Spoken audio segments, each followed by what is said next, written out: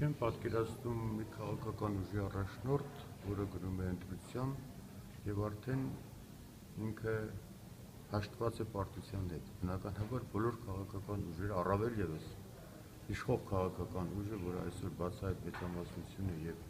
նա էապես տարբերվում է մնացած բոլոր քաղաքական ուժերից, իհարկե այդ քաղաքական ուժի առաջնորդը եւ ընդհանրապես ցանկացած քաղաքական ուժի առաջնորդ, եթե գնում է ընտրության, նա չպետք է ունենա պարտվողական տրամադրություն, նա պետք է միշտ ունենա հաղթողի տրամադրություն։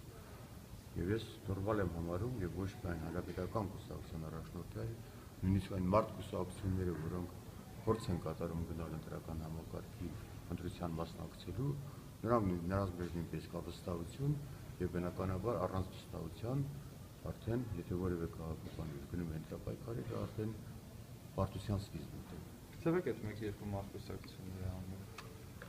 Ես անունները, եթե մարդ կուսակցությունը անունները չպետք է հիշում եւ չեմ հիշում։ Պարոն Բաղդասարյան, իսկ նրա այսպես քաղաքական հանգրվանը որտեղ եք տեսնում, որովհետեւ նա ասել էր, որ ազգային ժողովի նախագահ չի լինի, վարչապետ չի լինի, այդ դեպքում ինչ պաշտոնում եք նրան տեսնում։ Շատ ուրախ եմ, որ բոլորը դուք լավ քաղաքացիներ եք, անհանգստացած եք երկրի նախագահի ճակատագրով։ Դա շատ լավ բան է։ Կուսակցության նախագահի պաշտոնում է լինելու։ Ամենայն դեպս այդ մասին բազմիցս մենք խոսել ենք, նա հանրապետական կուսակցության առաջնորդն է, իսկ մինչև 18 թվականը ինքը Հայաստանի Հանրապետության նախագահ է, եւ 18 թվականից հետո այդ մասին խոսենք եւ դա ինքը որոշում կայացնի։ Ինքը այսօր Հայաստանի Հանրապետության նախագահն է եւ Հայաստանի Հանրապետական կուսակցության առաջնորդը։ Պարոն Բաղդասարյան, բայց հանրապետականը իր հռչակած ծրագրերը, իր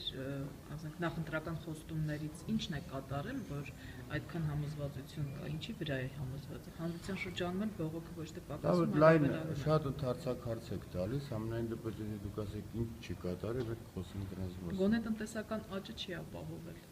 Դուք խնդրում եմ այդ նման գլոբալ հարցերի շուրջ ոչ մասնագիտական հարցեր մեկ բարձրացնի եւ բազմիցս այդ հարցը քննարկվել եւ կան դրանց պատճառները, եթե դուք ընդհանուր գլոբալ տնտեսական այդ զարգացումները տեսնում եք, միջազգային զարգացումները, այդ համատեքստում, համեմատության դաշտում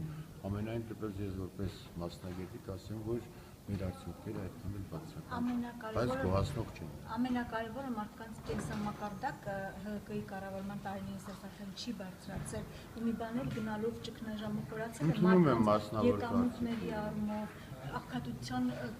մակարդակը չի կրճատվել գնալով խորացել։ Ես խնդրում եմ դուք ամեն ինչ նայեք համեմատության դաշտում, տարածաշրջանում նայեք համեմատության դաշտում,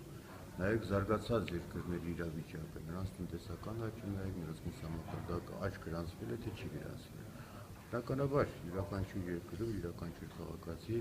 իրեն չի է դարձնում մնացած հարևան երկրներում ինչ է կատարվում, ինքը մտածում է իր կենսամակարդակի մասին։ Իսկ չկա իշխանություն, որը առավել ևս չմտածի ժողովրդի կենսամակարդակի մասին, արվում է հնարավորինս, իհարկե ես չեմ ասում, որ սա լավագույն տարբերակներն են կամ բաց թվումներ, այդ պատճառով կատարում են միջոցառումներ։